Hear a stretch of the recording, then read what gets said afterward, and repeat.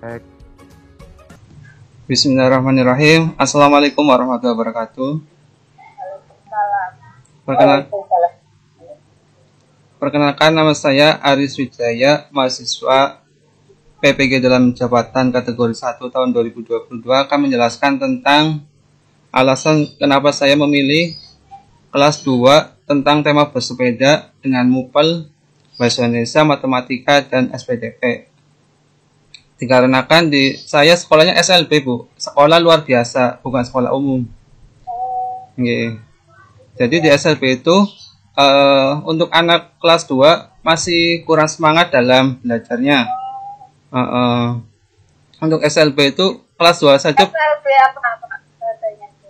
Di SLB saya ada SDLB, ada SMPLB, ada SMANB, ada B, C, D. Kalau saya yang C, yang tunagrahita, Bu. Oh iya. Oke, tunagrahita itu jadi kekurangan di dalam pemikirannya atau ya. Kayak gitulah. Oh ya. Nah, itu kan kurang semangat dalam belajar. Nah, untuk mengatasinya bisa dengan memberikan semangat secara langsung, bisa dengan tepuk tangan, bisa dengan menonton video, dan juga memberikan hadiah atau semangat motivasi biar semangat. Itulah yang saya pilih. Kesulitan di dalam mengajar itu kurangnya semangat di SLB. Nah, untuk eksplorasi solusinya, saya melalui wawancara dengan guru dan juga pengawas sekolah. Terus juga melakukan kajian literatur yang dibimbing oleh dosen. Terus solusi yang saya pilih adalah dengan secara langsung melalui alat peraga yang nyata atau dengan tematik integratif dengan metode kontekstual berbasis masalah. Jadi dengan memberikan pelajaran yang langsung yang dialami oleh siswa tersebut. Ya, itu tadi yang apa tadi? Pak, jadi apa harus memilih yang apa tadi ya? Kontekstual itu berarti apa tadi? Kontekstual. Kontekstual ya. Kontekstual ya. Itu sudah berdasarkan literatur itu ya? Iya, udah, Bu. Mohon maaf karena ini baru menjumpai guru SLB baru kali ini sih kalau saya ya. Iya, Bu. Jadi dan saya juga kalau untuk pembelajaran di SLB ya sangat kurang kok ininya untuk pengetahuan saya.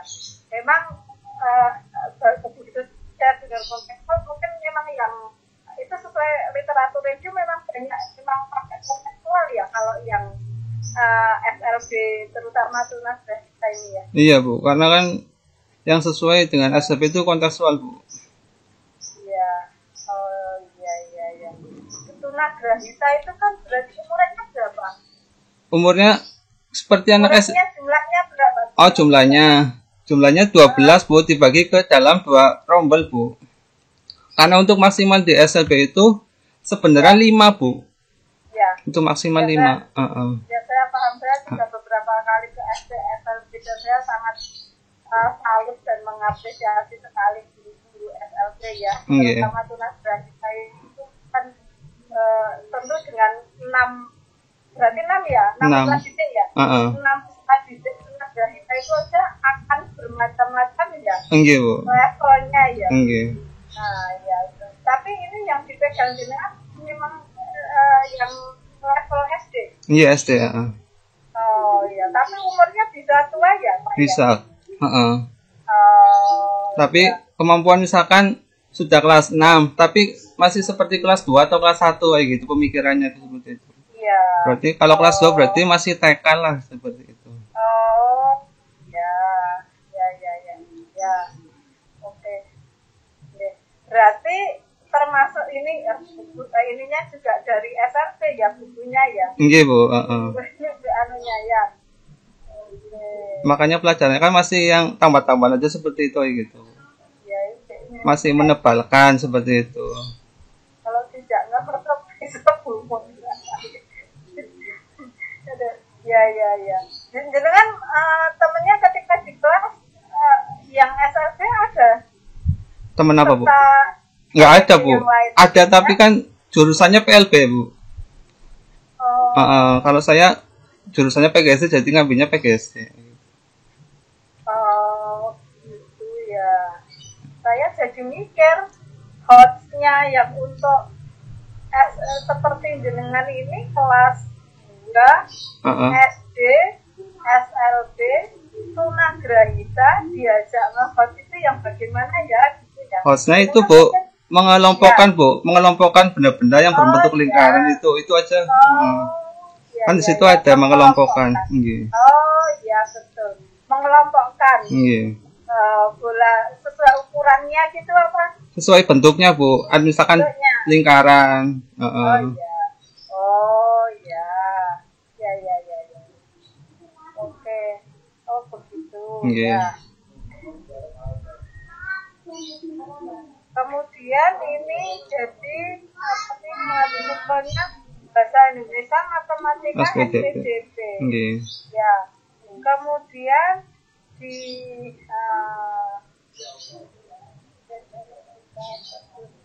tujuannya ya banyak banget sampai 8. Ini kalau semacam ini memang benar-benar rangka artinya DP apa ini? Itu kan 2 pertemuan Bu. Oh 2 pertemuan ya. Ya oke 2 pertemuan. 2 pertemuan berarti kan 1 pertemuan ini dengan 4 ya. 3,5 jam Bu. 4 pertemuan berapa jam satu? Jadi ya 1 jam ya. Kalau di SLB sebenarnya 30 menit, tapi saya mengikuti SD jadi 35 menit Bu. 35 menit. Ya. Sudah dipraktekkan cukup untuk menangani teman-teman udah ini. Udah Ya Pak. Ya. Melalui kegiatan mengamati gambar dan mencermati penjelasan guru mengenai narasi bagaimana siswa dapat menebalkan mengetahui terima kasih Bu. Dapat mengetahui kata terima kasih. Melalui kegiatan mengamati gambar dan mencermati penjelasan. Memang harus saya jadi mau jadi juga merasa untuk mengajari. Jadi memang harus ini ya Pak, ada mencermati penjelasan guru ya. Iya Bu. Harus itu semacam itu. Iya paling kalau enggak nanti kan nonton video nanti kita tanya tentang apa isi video tersebut, terus tanya tentang sehari-harinya seperti itu Bu, mengaitkannya. Enggak, maksudnya misalkan kalau ini kita kalau bikin tujuan pembelajaran yang normal, yang bukan luar biasa, yang perlu ada kali penjelasan dulu kan ya. Ada yang demonstrasi Bu. Demonstrasi kan ada di 7 apa 8 itu. Oh ya, maksud saya apakah memang di yang itu harus cermati penjelasan dulu memang harus di eksplisit harus di dulu ya. Iya Bu. Saya juga apa ya? Ya, saya mohon maaf karena saya baru kali ini gitu loh harus apa dulu SMP gitu ya, jadi makanya saya masih merasa-rasa gitu. Ya, sehingga Pak saya gini sekarang saya tanya aja. Iya Bu. Pak Aris tahu kan, jadi kita dalam melaksanakan PCG ini Bapak harus mengintegrasikan banyak hal ya, yang harus tertuang dan harus dilaksanakan, diimplementasikan gitu ya. Dalam pembelajaran itu harus kan gitu ya. Kan selain itu harus TPATK dan ya. Bahkan nanti kalau kemarin tambahi lagi pasti kan gitu ya. Bahkan ada lagi yang STEM kan gitu ya.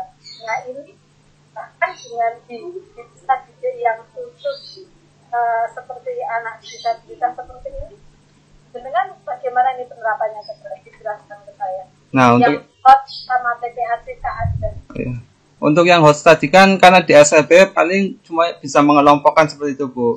Ya, kalau di TPATK kan kita bisa menonton video melalui LCD tentang lagu-lagu sepeda, tentang pembelajaran tentang sepeda gitu. Terus belajar lingkaran melalui LCD, bisa juga online bisa offline gitu, nonton lewat LCD gitu.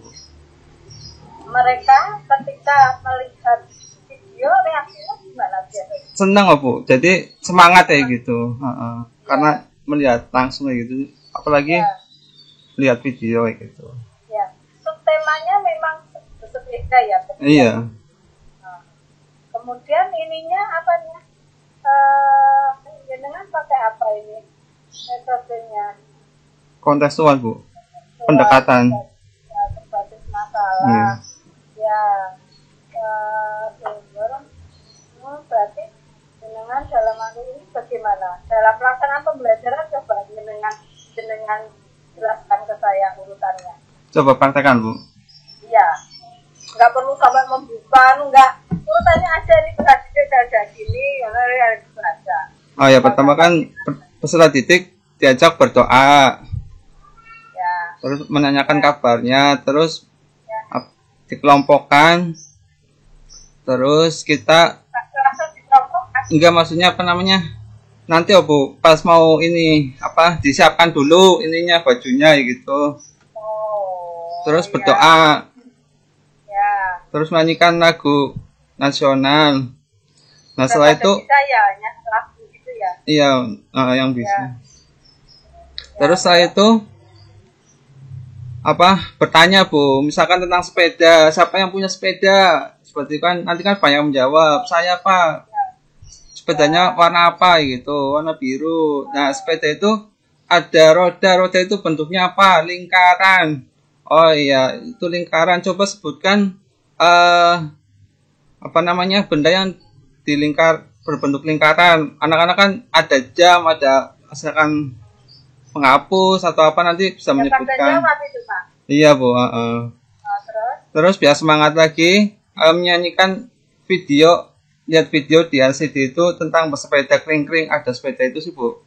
Nah, terus juga video tentang anak yang bermain sepeda yang dijelaskan ini sepedanya rodanya ada 2, 1 tambah 1 berapa 2 gitu. Terus nanti saya bawa jam, nanti ini ada jam 2, ini 1 tambah 1 berapa 2 seperti itu. Jam 1 tambah 1. Iya. Jam 1. Enggak, itu jam beneran dibawa ke kelas. Kan saya bawa 2 jam. Ini Bapak ada jam 1 ditambah jam 1 ada berapa? 2 jam seperti itu. 2 jam. Ya, donat. Oh ya. Nggih, misalkan donat ya. Ini juga sudah ya menyerah juga ini ya. Oke. Ya, kalau kamu bacanya gimana? Mereka? Belum bisa, Bu. Bahkan kelas 6 aja belum bisa baca. Oh gitu ya. Belum bisa baca ya. Baca tulis paling makanya tidak sesuai dengan garis pandu. Kalau kelas 2 itu masih mencong-mencong seperti itu, Bu. Tidak sesuai garis pandu, makanya itu kan ada garis pandu untuk biar anak belajar menulis dulu seperti itu. Oh gitu ya. Berarti cuma lewat apa? Ucapan. Ya. Ya. Oh. Ya. Oke. Mantap. Ya. Oke, Pak, baik. Kemudian terus kalau seperti itu penilaiannya bagaimana? Penilaiannya kan ada dari sikapnya, misalkan nurut apa enggak, terus dari mau berdoa apa enggak, terus kemampuan untuk kerjasamanya, misalkan di kelas gimana, terus kan nanti kita belajar itu kita kan ngajari juga misal 1 tambah 1 2 gitu, nanti kan anak bisa jawab apa enggak gitu kan, walaupun nanti esoknya lupa lagi, tetap biasanya kalau masih hari itu baru sebentar masih ingat, tapi besoknya udah lupa kayak gitu Bu. Tapi kalau menuliskan angka bisa ya, kan di LKPD-nya jenengan itu kan 1 tambah 1 ada titik-titik, berarti nulis angka bisa enggak? Nggak bisa, paling nanti ada beberapa anak yang bisa, ada yang enggak Bu. Kalau yang bisa nanti nulis sendiri, kalau yang nggak bisa nanti dikasih titik-titik seperti itu Bu. Oh dikasih titik-titik. Nggih. Oh ya. Oke.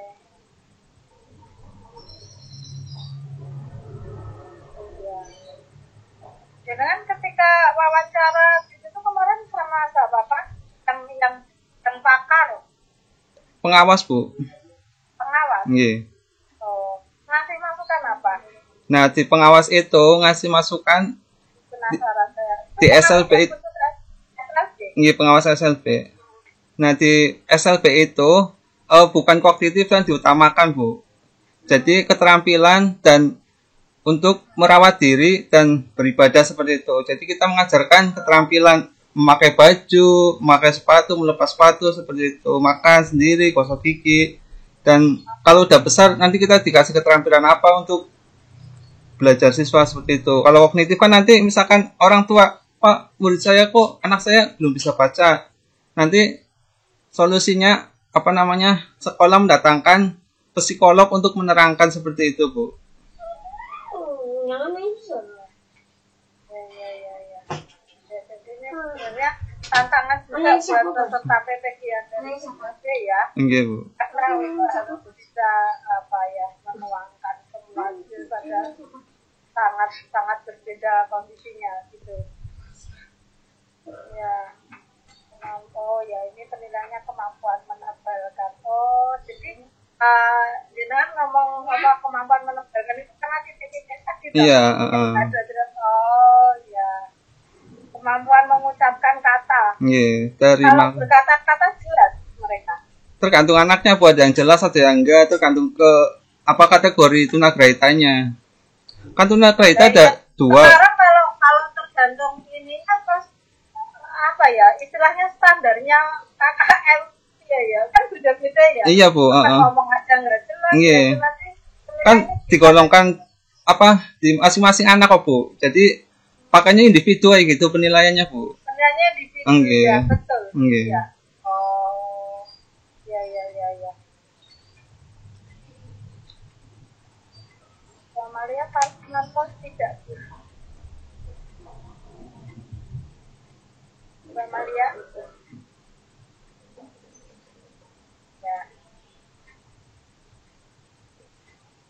Ya, baik Pak. Iya, Bu. Oke. Kemudian ya di sini ya saya tuh mau ini ya. Dan kalau ikut PPI mungkin berapa kali pelatihan atau apa gitu kan kalau buat itu tahu ya Pak harus ada pembelajaran. Mohon maaf, Bu. Kenapa, Bu? Kalau menulis tujuan pembelajaran itu harus ada apa aja? Oh, ada baca. Ada ABCD, Bu. Iya. Audience, behavior, condition, dan degree, Bu. Oh, ya. Itu sudah ada ya Pak? Nggih. Nggih. Iya. Udah. Oh, mana aja Pak? Terakhir ada ini. Nggih, Bu. Misalkan melalui percobaan demonstrasi siswa dapat mengelompokkan benda berdasarkan lingkaran dengan tepat. Nah, melalui percobaan itu C condition, siswa audience, behavior dapat mengelompokkan dengan tepat degree, Bu.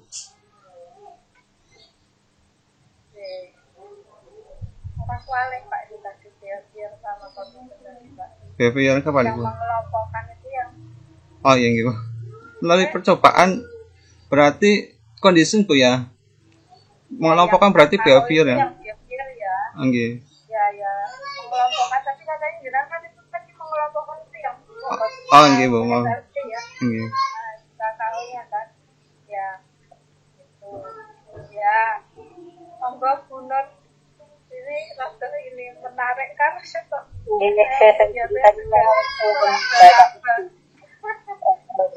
ya. Oh ya, ini khusus ini berarti nanti.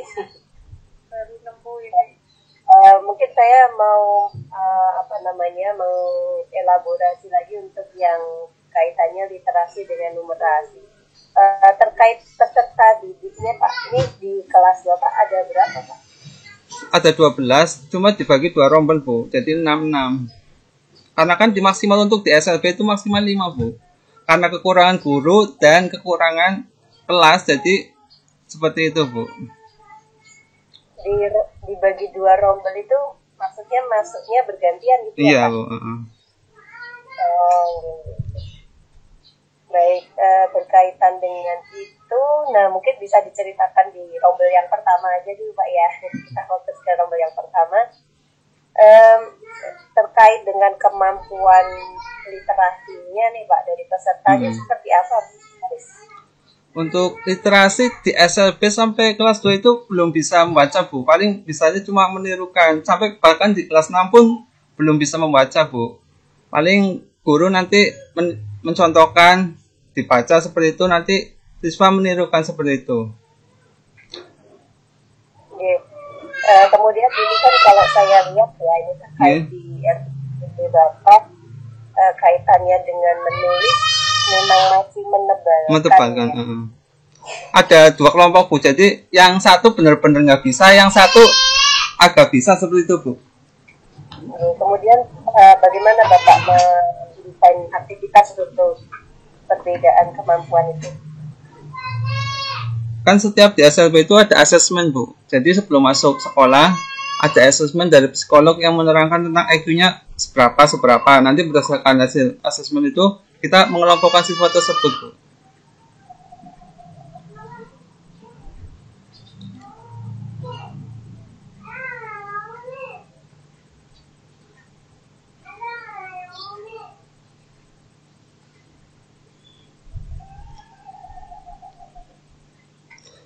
Itunya mati, Bu.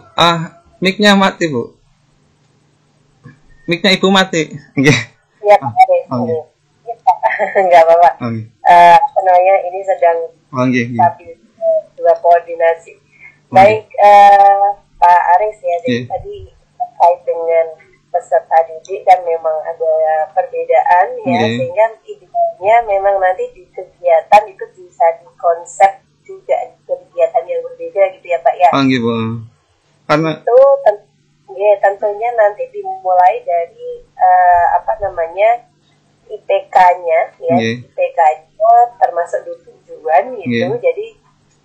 Jadi bisa dimasukkan KKO yang memang lebih tinggi ya. Jadi menuliskan misalnya ya, ungkapan terima kasih gitu. Tapi nanti ada level di bawahnya pada kegiatan itu yang untuk peserta didik yang memang belum bisa menulis itu, mereka melakukan kegiatan menulisnya dalam proses menebalkan ya. Jadi yang disajikan itu jangan yang rendahnya. Karena kalau yang disajikan yang rendahnya nanti untuk peserta didik yang sudah menguasai itu jadi seolah-olah tidak mengalami pembelajaran. Kita intinya memastikan bahwa mereka semuanya berprogres gitu ya.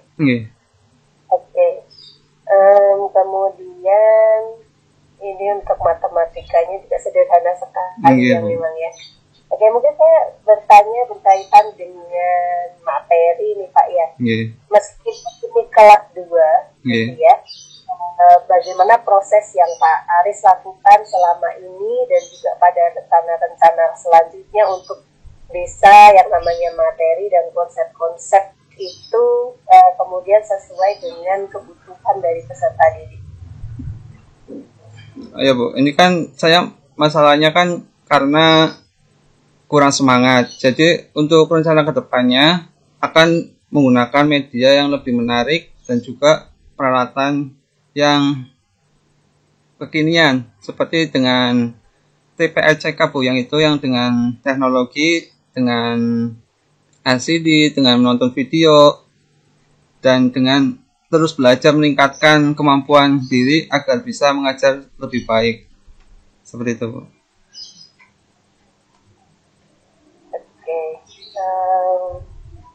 Itu untuk ini ya, rencana tindak lanjut ya Pak ya. Kemudian saya yang mungkin belum terlalu menemukan ini di RPP Bapak berkaitan dengan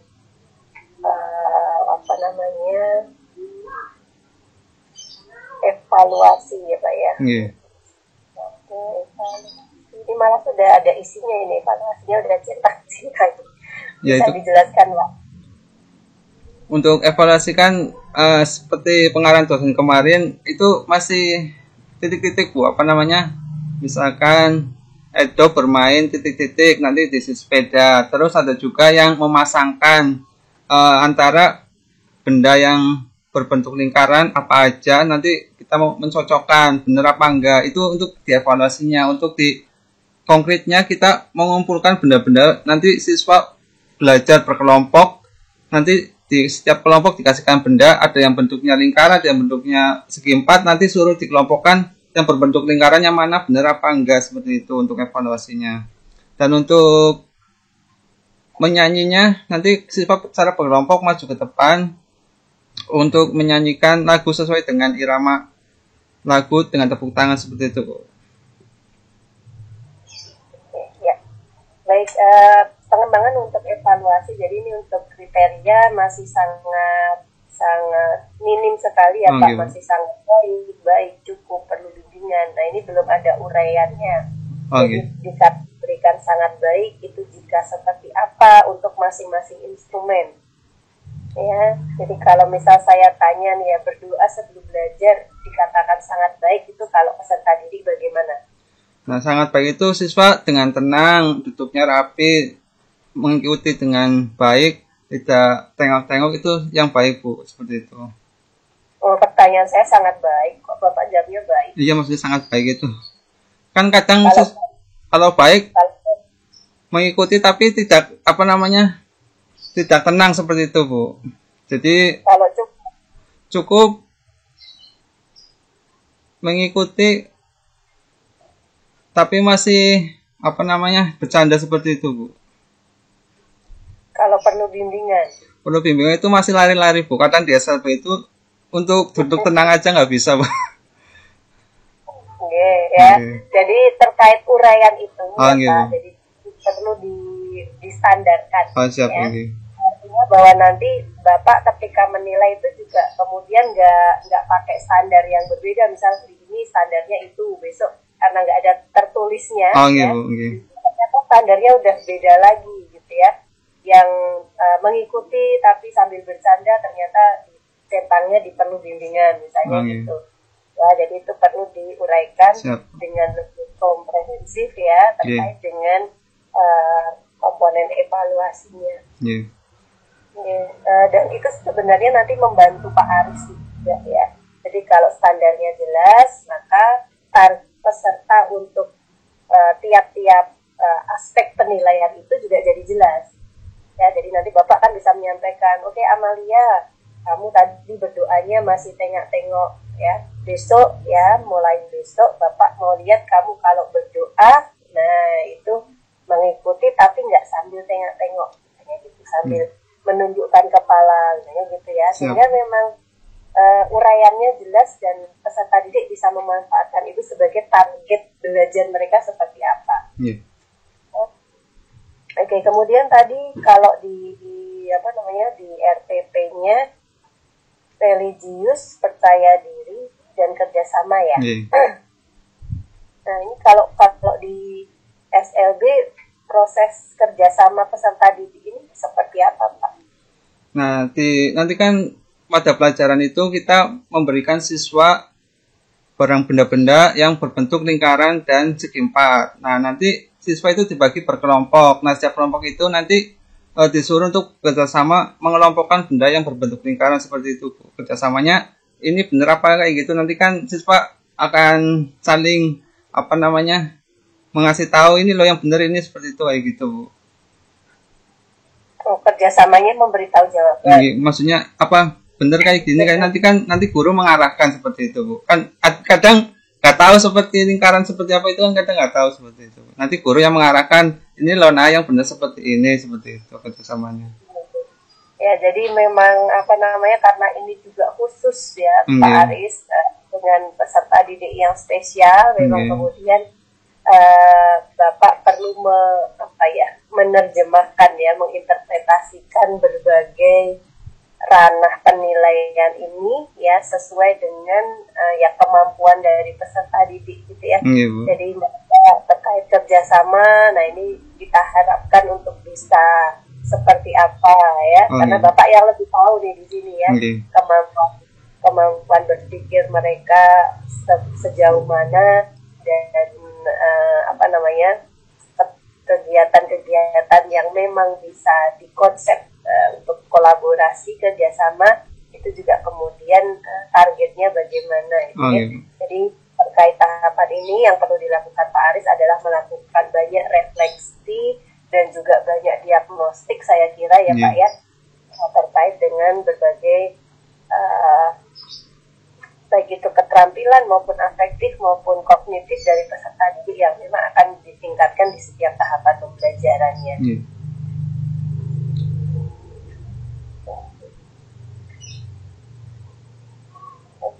Tadi disampaikan bahwa Bapak melakukan eksplorasi penyebab masalah dengan wawancara ya, dengan guru dan juga pengawas sekolah.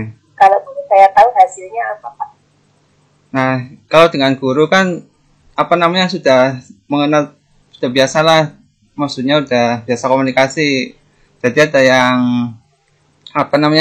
memberikan jawabannya guyonan, ada yang serius kayak gitu. Tapi intinya tetap sama Bu. Untuk di SLB itu yang diutamakan itu bukan kognitif ataupun pengetahuannya. Jadi dari kemandirian dan juga keterampilannya seperti itu. Setiap pengawas juga tanya jawabannya seperti itu. Kognitif itu bukan hal yang diutamakan. Yang diutamakan adalah kemandirian dan kreativitas serta keterampilan siswa tersebut untuk bisa mengurus diri dan untuk melangsungkan keberlangsungan hidupnya seperti itu. Oke, nah jawaban Pak Aris ya ini semakin menguatkan saya untuk Pak Aris benar-benar punya standar yang jelas ya untuk penilaian afektif dan juga psikomotor gitu ya Pak ya. Iya Bu. Itu yang ternyata memang lebih utama ya dibandingkan dengan kognitif ya Pak ya. Ya. Oke, mungkin itu dari saya Pak Aris. Semoga apa yang Pak Aris lakukan sebagai pendidik di SLB menjadi sebuah pengabdian ya, menjadi keberkahan dalam hidup Pak Aris dan mengajarkan peserta didik di sekolah luar biasa itu menjadi pribadi yang tadi lebih mandiri dan juga bisa survive gitu ya di tengah masyarakat. Oke, Pak Aris, terima kasih. Sama-sama Bu, terima kasih Bu. Kami persilakan untuk keluar. Matur nuwun Bu. Assalamualaikum.